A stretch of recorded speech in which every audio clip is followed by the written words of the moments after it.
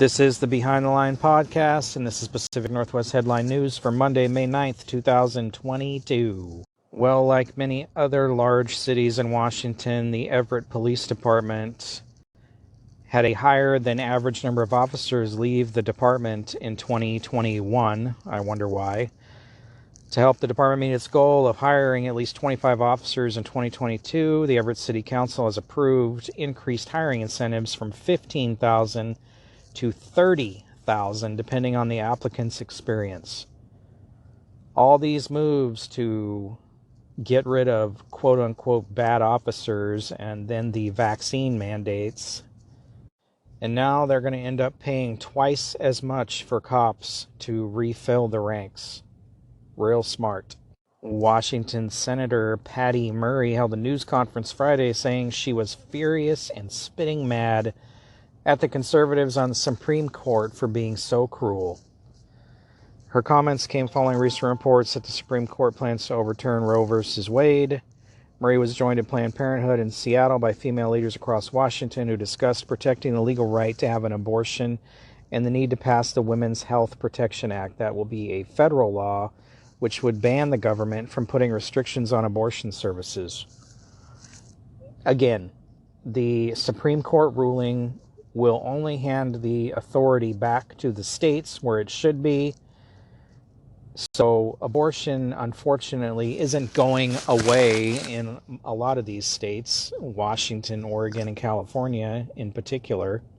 So why these Dems out here are so upset, they just need to worry about their own states and quit trying to push it on every other state in the country.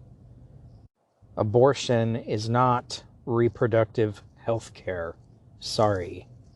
The Washington State Democratic Party has entered the race to become one of the first 5 states to have an early presidential primary in 2024. States must demonstrate diversity, competitiveness, and viability to be selected, according to a news release from Washington State Democrats. The Washington Democrats say that Washington satisfies those requirements. Our state has everything a balanced nominating contest should be looking for. Broad diversity, racially, economically, geographically, and politically. A dedicated and effective party organization and democratically controlled government. And a shining vote-by-mail system to encourage stability and faith in the nominating process itself. Yeah. Nothing in Washington is balanced. It's all for the Democrats. They get to decide everything, and I'm sure they'd love it to be that way nationally, too. Here's a balancing stat for Washington for you. There was a burglary every 13 minutes statewide in 2020, according to the Washington Association of Sheriffs and Police Chiefs. A burglary every 13 minutes statewide. Yes, we're running things just great here. A prison club for Oregon's convicted killers is being investigated for financial discrepancies. The Lifers Club is made up of lifers, some of whom are good guys and some of whom are horrible guys. But they're all pretty much murderers, so said one longtime volunteer. The new newsletters provide chatty updates on the wholesome pursuits of a civic-minded club. Barbecues, toy drives, and backpacks filled with school supplies for children in need. The group spearheads an annual holiday gift giveaway, ensuring that those without families of their own don't feel left out. Its members oversee a 6-figure fundraising juggernaut that any PTA president would envy. But this is no Rotary Club. It's the Lifers Unlimited Club at the Oregon State Penitentiary, where only convicted killers need apply, and now it's in trouble. Oregon Department of Corrections officials this week confirmed they have halted club activities while they investigate discrepancies in its finances. They've also put a prison employee, Jamie Rodriguez, on paid leave after learning of potential problems with club oversight, said spokesperson Jennifer Black. Rodriguez, a recreation specialist at the prison, declined to comment when reached by the Oregonian. The department has suspended the other 10 clubs at the state penitentiary while the inquiry continues, Black said.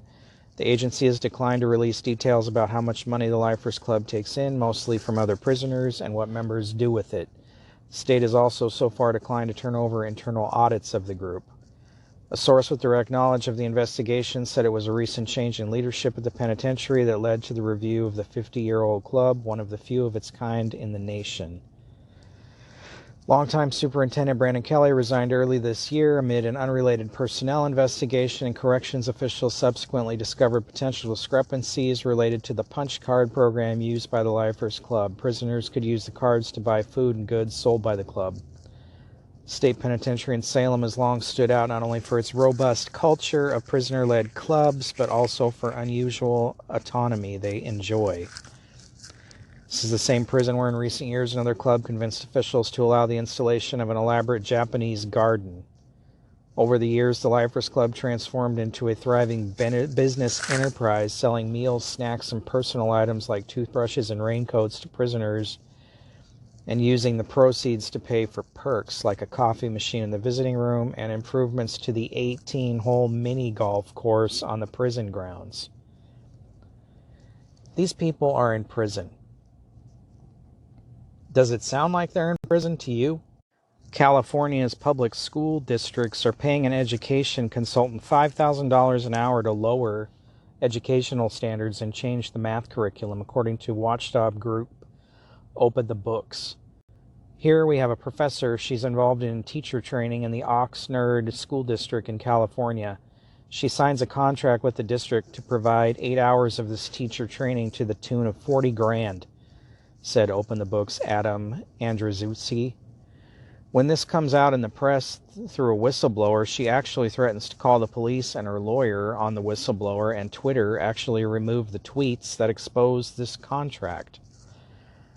A former Stanford, Joe Bowler is the teacher, a former Stanford math professor, is an advocate for a progressive form of math who believes there is a rush for algebra and calculus in the classroom. These are the ideas that are being brought into these districts where the students already have learning issues, and the critics allege that these students are being slowed down further. All these contracts need the light of day. We need to be able to follow the money and hold people accountable. I'm sorry, but American kids are not going to be able to compete on the global scale when they become adults. This has been Pacific Northwest Headline News. For more, visit BehindTheLinePodcast.com. Thanks for listening.